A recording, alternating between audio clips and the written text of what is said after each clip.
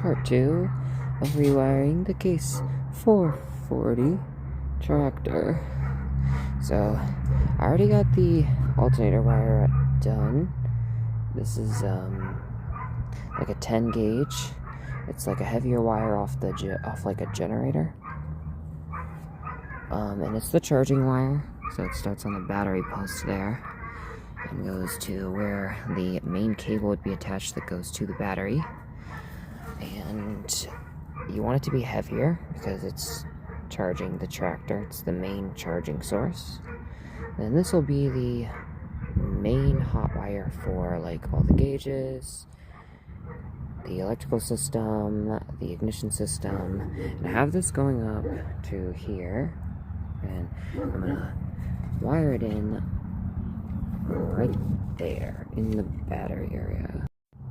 So the first thing, I'm gonna put this wire, the one I just previously discussed, to the fuse box. So I got a little relay here, or connector, and I see that it fits on the back of the main fuse for the system. See if I can get that to focus. Okay, it fits right there, because that's the fuse right here. Just a glass tube fuse. I have a little too much wire here. Fold it up, you can see there's some slack. This here is what goes down to the tractor. We don't want that having too much slack. So I'm just gonna cut this. And just cut it right there.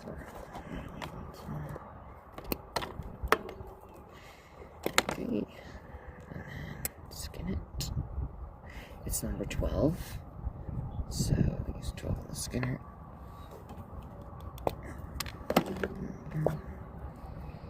Perfect. So I ran into a small problem. Of course, number 12 is the yellow, and I don't have any yellow that look like that. So instead what I did is I took apart one of the blue ones and I spread it open. You can see, took off that back little plastic thing, I spread it open, and then I'm just gonna solder that and then slide this yellow protector over top of it. So I will see how that works.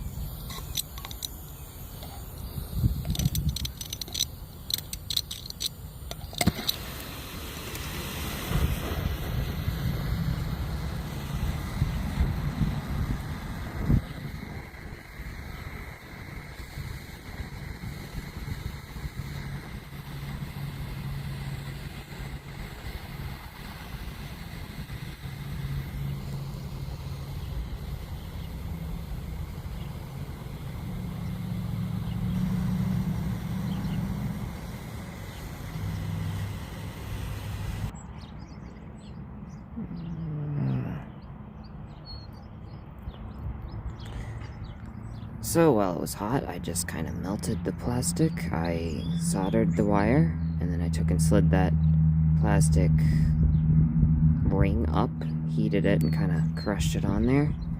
And now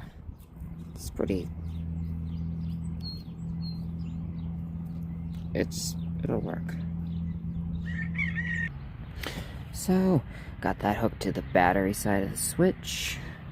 There's the fuse, and then this goes down to my relay. So we're gonna meter it and see if all my connections are solid.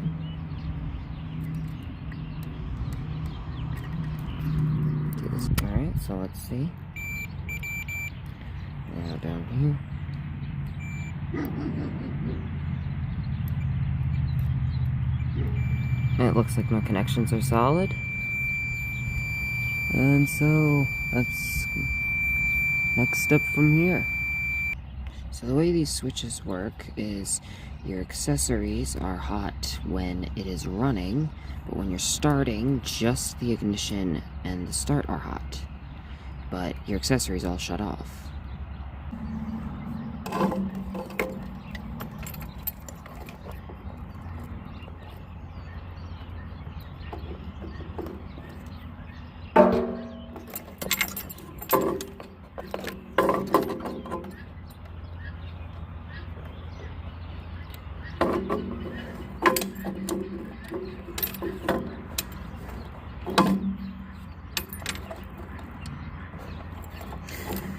So, pretty much the same process as before, only I didn't have to use the blue wires because I actually had yellows that would fit on this, and then I had a yellow version of this, so I didn't have to crimp it.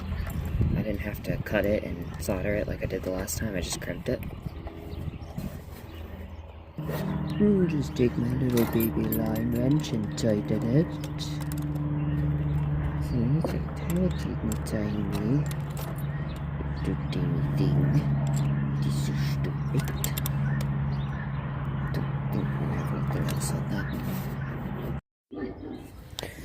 So I read somewhere that yellow is a common ignition coil wire, and then I have red with a yellow stripe for the starting solenoid. So that should work.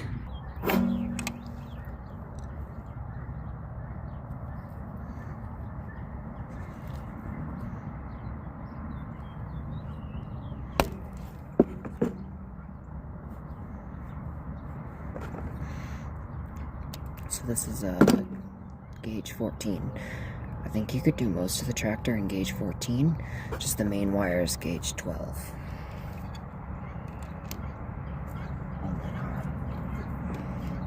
And then our red with the yellow stripe.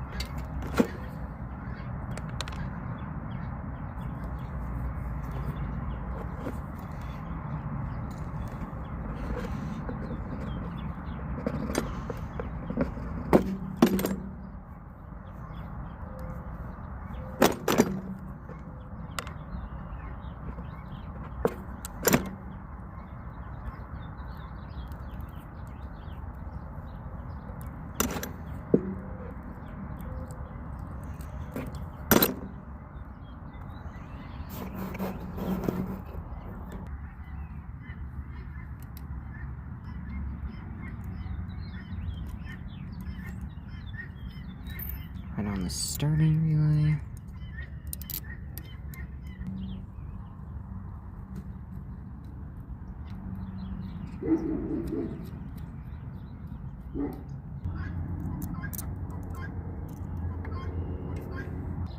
There's that. And then this.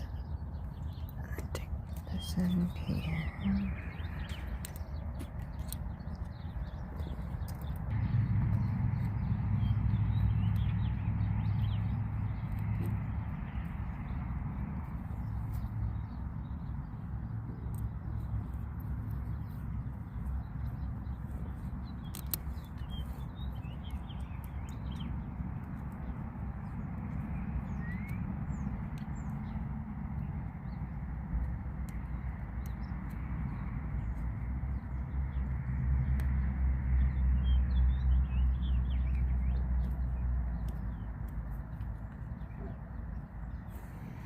Now just tighten all that up.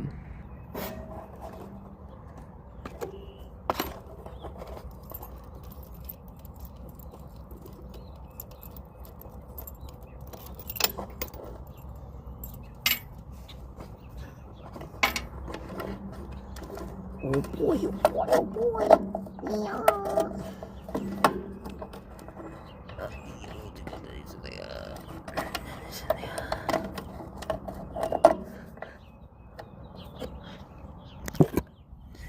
Alright, so that looks pretty good. There's the wire, goes down here. There's your ignition wire. And there's your starting wire. This will all be inside of a loom. And then we'll start hooking up the lights. The idiot lamp for the alternator. We'll hook up the alternator, sensing wire, and what do you call that?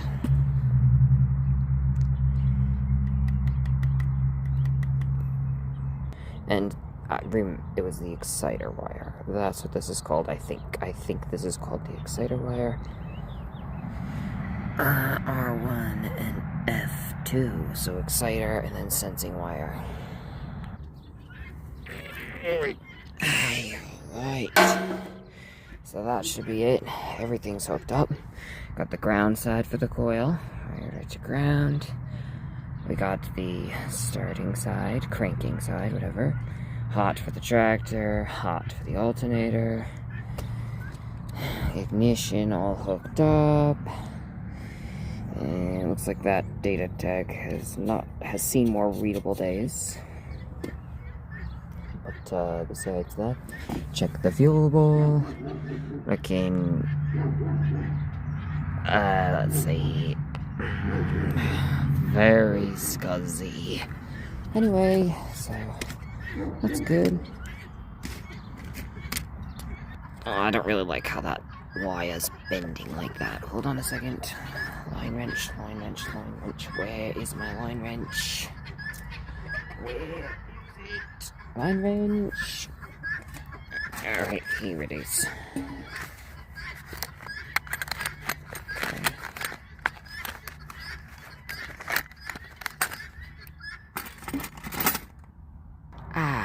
Much better.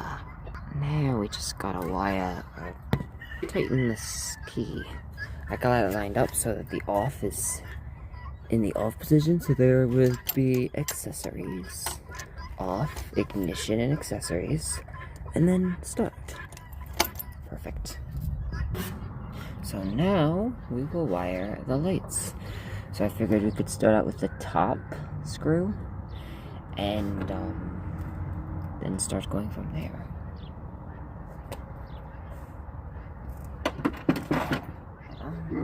You take that out there, look. Okay.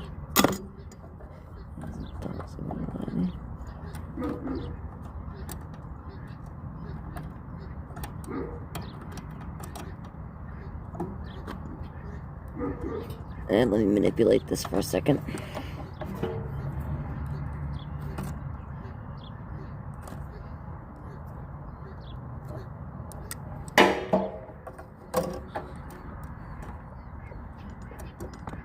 It's not really meant for number 12 wire, is it? You just tighten that up there. Okay. There we go. Oh, now, while you're doing this, be careful not to break the oil line. So on the other side of that screw, I figured we could put the alternator sensing wire, along with a little tiny jumper. You'll see what I'm talking about. One thing with the butt splices, you gotta cut them to very specific lengths. That way no wire sticks out. Unlike the other ones where there's more wiggle room because you can slide the wire in deeper. The butt splices, you kind of have to figure that out. You kind of have to do it a little differently. You basically cut that length, very small, specific. It fits in there, just like that. So you can kind of see there what I meant by a jumper. Essentially a little wire that would connect this one down to this one, which would be, this is all on the key hot. So then that jumper goes under here. Well, not the jumper, but the main wire for the alternator.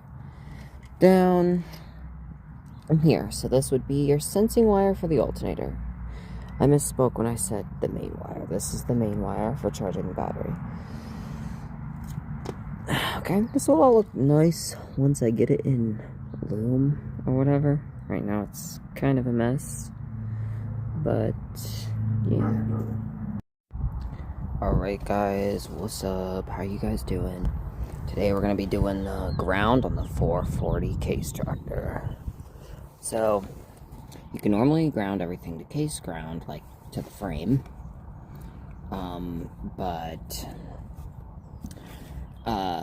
But I want to have ground wires because a lot of the gauges, the lights,